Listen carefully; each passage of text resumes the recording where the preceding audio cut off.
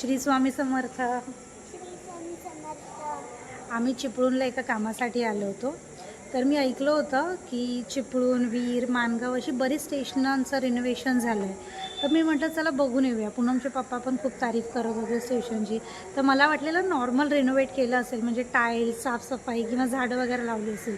पण या लोकांनी पूर्ण स्टेशनची कायापलट करून टाकली आहे. ती आल्यावर एवढं आश्चर्य वाटतं की खरंच 2 वर्ष आधी आलेलो आम्ही, तेव्हा पाहिलेलं, म्हणजे मी एका कोणाला तरी सोडायला आलेले तेव्हा पाहिलेलं स्टेशन आणि हे खूप खूप फरक आहे. त्यांनी इतकं सुंदर केलं आहे, इतकं सुंदर केलं आहे.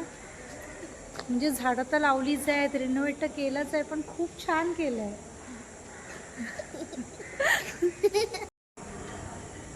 चिपळूण स्टेशन रिनोव्हेट तर केलं आहे, पण या लोकांनी फॅसिलिटीज पण खूप वाढवल्या आहेत. फॉर एक्झाम्पल, इथे पहिलं पार्किंगला स्पेस खूप कमी होता.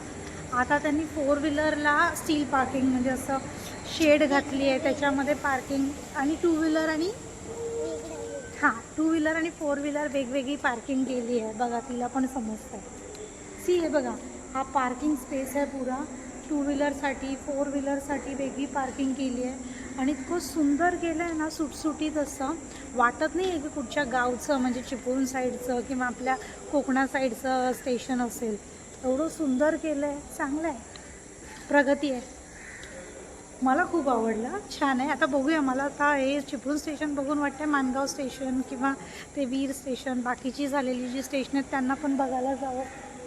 खूप छान केलं आहे. एक मिनिट.